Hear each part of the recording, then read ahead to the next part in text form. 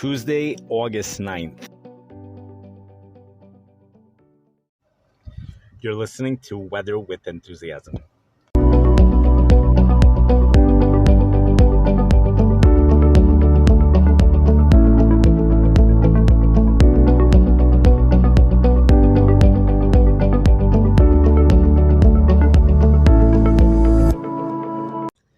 Well, parts of Iowa State have done it again.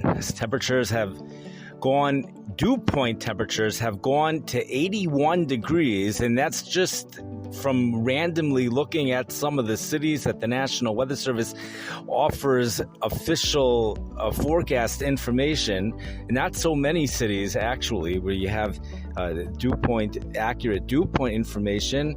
The dew point was 81 degrees in a certain city in Iowa for many, many hours. In fact, some of that time, the temperature also is 81 degrees, bringing the relative humidity to 100%. This occurred on August 6th. A brutal heat over there. Some area in Iowa, heat index 113. There's no reason to believe that was the peak in the state of Iowa, since that was just randomly checking some cities.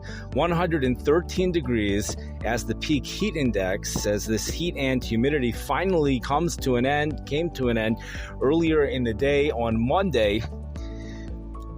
It certainly was several days of hot and very humid conditions. The East Coast, New York City, gets its final day of hot and very humid conditions today, Tuesday, as high temperatures go well into the 90s. Dew points mid and upper 70s. The dew points are very high, very high. I don't know if they're going to hit 80 degrees like they do in the Midwest, but the Midwest, it's spotty 80 degrees. St. Louis area, dew points at 79 degrees in some of those locations. But generally speaking, maximum dew points were between 76 and 78 degrees. Heat index in the St. Louis area, maximum heat index 108 or 109 degrees, but daily heat indices above 105 did occur over the past several days. Maximum temperature 99, very hot, humid conditions, very humid. The high humidity has been a major thing over in Missouri, and it's the flash flooding. The soil over there absorbs tons of moisture as well, unlike Arizona, where although there is some flash flooding, but dust storms continue to develop every now and then.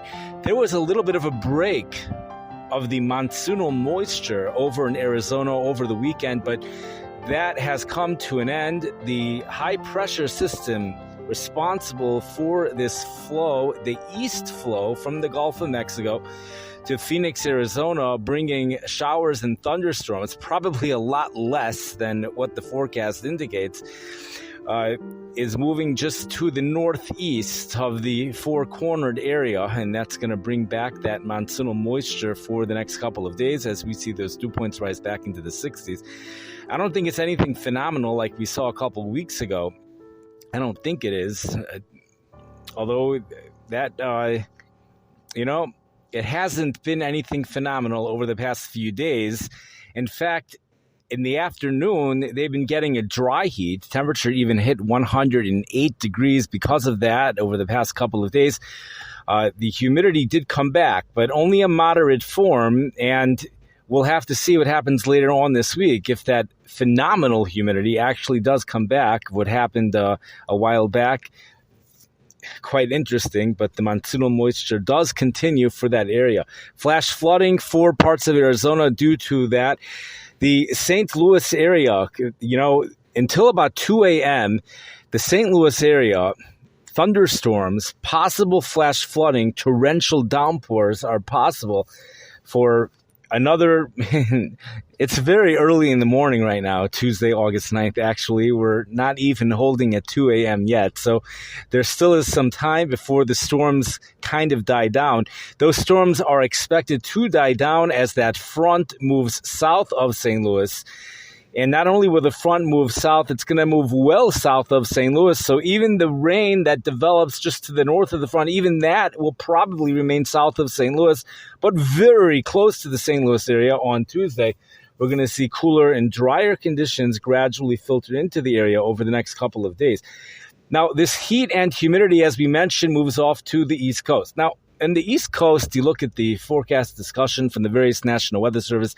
One thing that they all have in common is Bermuda High. Bermuda High. In the Midwest, it's always the high pressure ridge. The high pressure ridge. You look on a map, a lot of times what you have is that Bermuda High. You have a high pressure system situated a few hundred miles away from Bermuda, and that's pumping a south flow. By the time you hit the East Coast in the real heat waves like we have right now, you have a southwest flow. But some of that is going into the Gulf of Mexico and feeds into this other ridge in the Midwest or the plains. So they are getting kind of a little bit of a connection, although you rarely hear this connection spoken about, but it is spoken about every now and then. So there is a connection. Some of that moisture does get into the Midwest. We get Gulf of Mexico moisture in the Midwest, and then you get those cornfields.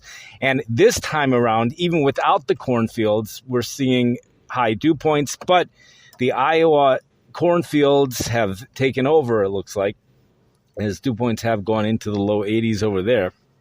Although we have seen 80-degree dew points this year as early as June in the St. Louis area. Amazing, totally amazing to get such high dew points that early in the year. Plus, we even went through a period of, drought as well, where the temperatures soared way up, 105 in St. Louis. I think that's been the maximum. I don't think it's hit 106 yet. I think 105 was the maximum for that Saturday, July 23rd, 105 degrees. Really strange stuff. We really have different things coming together. And it's not even the dry line because that remains off to the west. Now, over the next several days, if one kind of thought that maybe the reason why it's getting cooler is because the dog days of summer are coming to an end, that's quickly slugged up.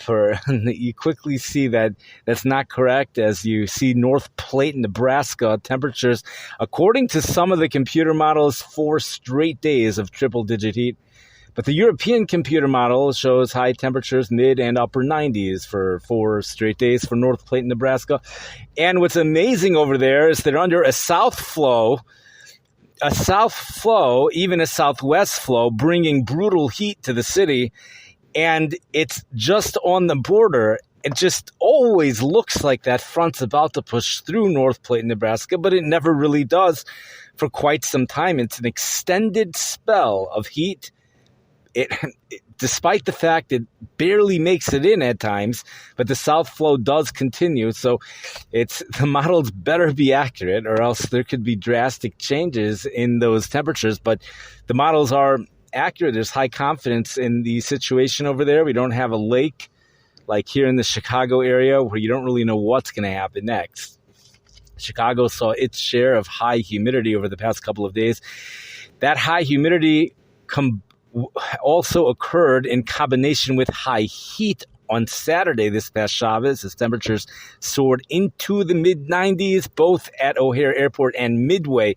But the heat indices were much higher at Midway because the 95 degrees occurred at the same time when dew points were about 73, producing a heat index of 105 at Midway.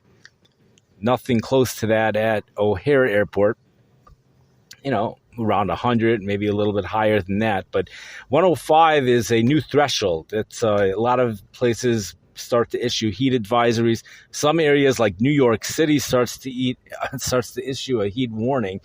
In fact, today, in some of the urban areas, the heat index might hit 105 for short periods of time in New York. We have the European computer model pushing a high of 97 for both Baltimore and New York for today, but highs in the 90s across the East Coast, Boston, Massachusetts, I believe Providence, Rhode Island as well.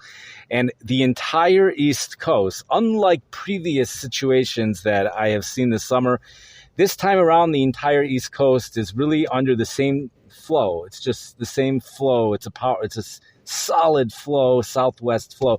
Speaking about flow, one thing that has to be taken into consideration are the wind speeds when dealing with the heat index. When temperatures are 95 or under 95, or in high humidity 95, so those winds really do make a difference. So, St. Louis, you have some places which had light winds. In Iowa, where that dew point was 81, they actually had pretty strong winds. So, you really have to talk to somebody there to see if it really was as hot as these charts say. Sometimes you see these winds of 3 miles per hour, like in St. Charles, Missouri, or Belleville, Illinois. Those areas tend to get high dew points. I don't know exactly why, but the St. Louis area also had high dew points, also downtown St. Louis. And, high heat and high humidity with very little wind is just torture.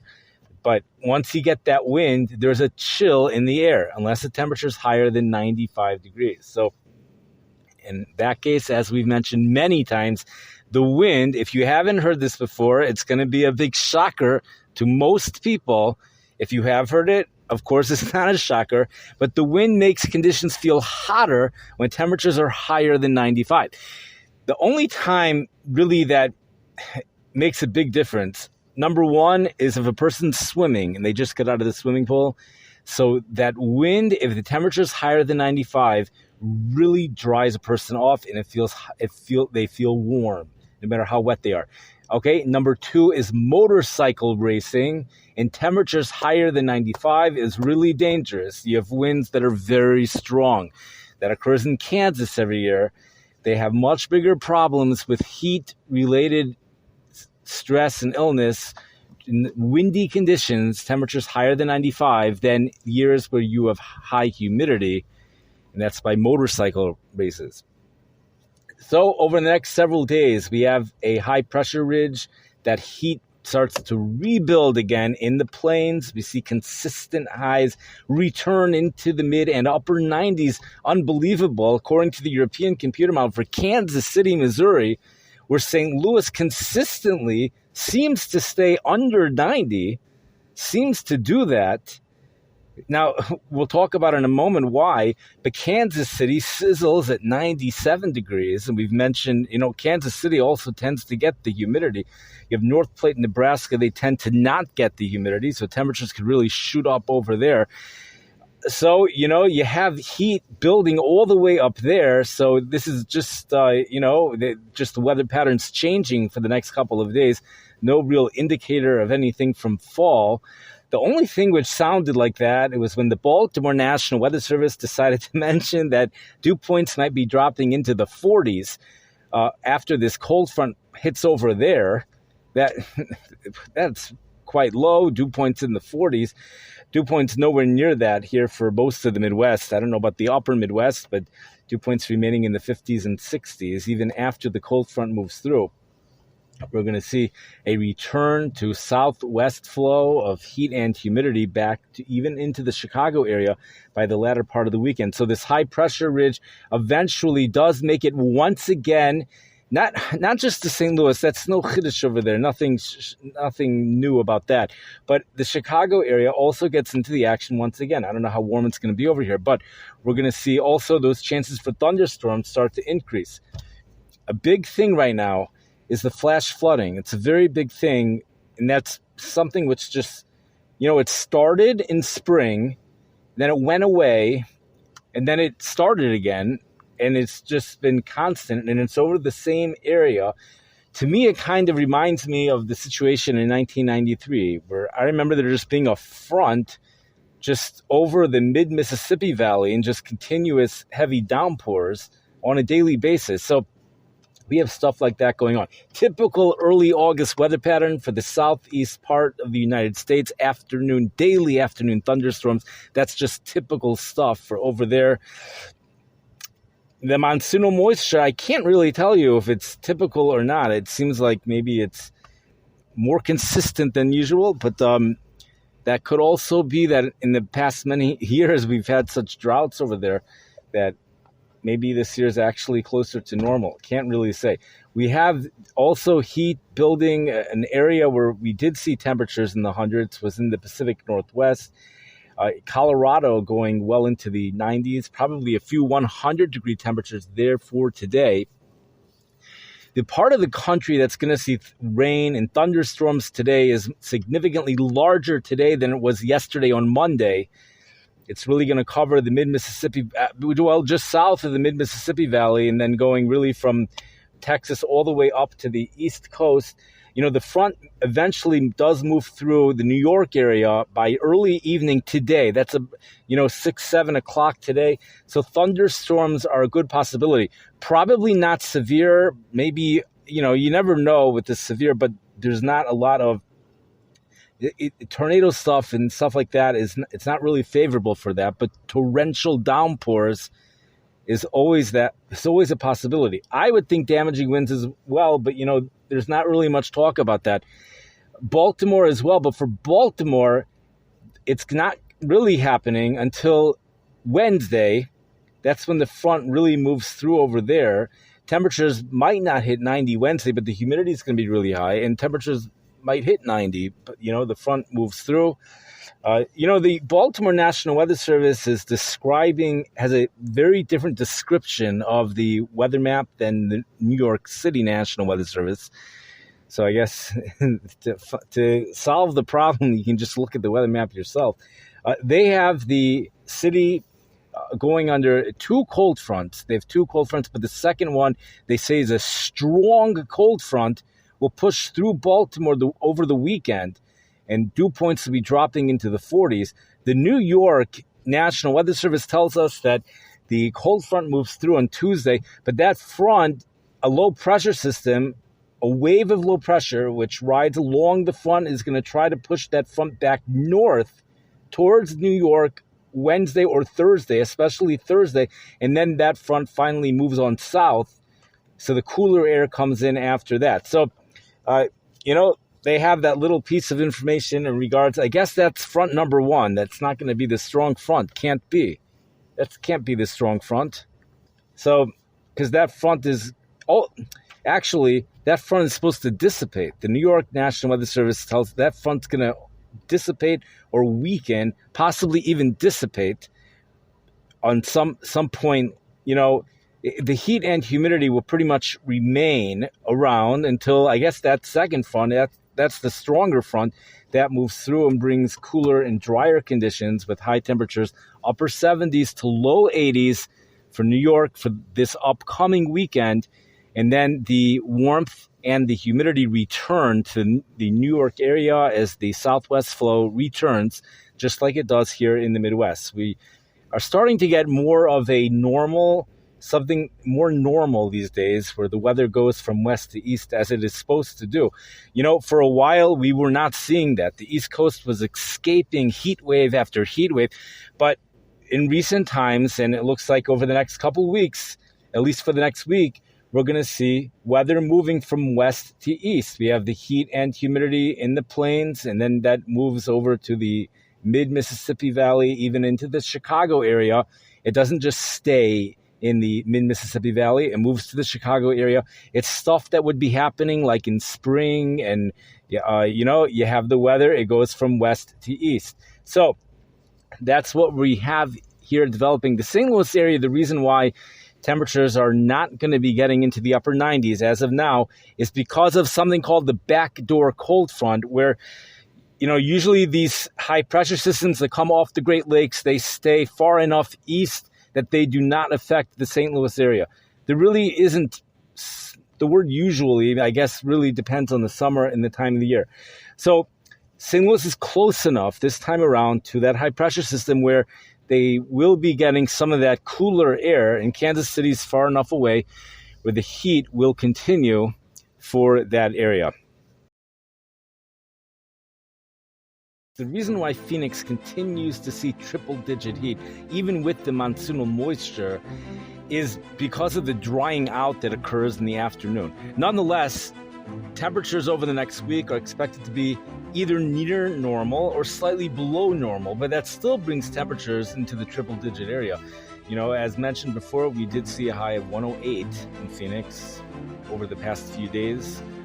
Highs probably will be in the triple digits daily over the next week, and at the same time, humidity at times. There will be humidity at times. In the afternoon, there may not be, but the humidity might actually be ideal at times in the afternoon, and it has to be looked into more to see whether those 70-degree dew points will be returning. So one thing that should be pointed out, meteorologist Tom Skilling mentioned a number of years ago. Now, believe it or not, he mentioned the reason why Phoenix, Arizona has been seeing 70-degree dew points in recent years is because this is amazing. It's because of the swimming pools. People are buying so many swimming pools there that the moisture levels are just going way up. So this is in addition to the monsoonal moisture coming off the Gulf of Mexico, we have a swimming pool situation taking place in Phoenix. So each area is having their own thing. You have the Gulf of Mexico plus cornfields in Iowa. You have the Gulf of Mexico plus high moisture in the soil for Missouri. And then you have the Gulf of Mexico plus the swimming pool situation for Phoenix, Arizona. There still are dust storms occurring. So I don't really know what the soil moisture level is, the moisture in the soil, but Phoenix just isn't known for that. So I'm not there. I don't really know. But swimming pool, Phoenix is unique in that. You'll never hear that about a Midwest city, that the reason for the high dew point is because of an increase in swimming pools. But in Phoenix, that is one of the reasons why they're seeing 70-degree dew points in general. When that happens over the past, this is already 10 years ago. And as we see those swimming pools increase, we see those dew points increase, and that's something that could be taken into consideration. Also, if there really are rains that are occurring, so that also increases the dew point as well. One of the things that is impressive, just to point out, is that the Chicago area, we had a day where the temperature did not fall below 78. But in St. Louis, the temperature remained 80 or higher for a full 24-hour period. That's considered... Some say, actually, that the real danger is that. It's not really the high temperatures. It's to determine the real name of the game when determining the danger of the heat is not the high temperature, what the high temperature will be. Rather, it's what the minimal temperature will be. There are articles about this. When the minimal temperature remains 80 or higher, that's when the serious heat illness, that's when there's serious danger on the population. The people who do not have air conditioning do not have a chance to cool off, and that's the more serious danger. So you have to wonder, if the temperatures are 80 degrees with high humidity and they don't really go too high during the day, there's no heat advisory issued in that type of a situation, but in a certain way that might even be more dangerous. It's something that, Miami, they're used to it. They don't get the intense heat in Miami. They don't get the 105 heat index, but those minimal temperatures do remain high.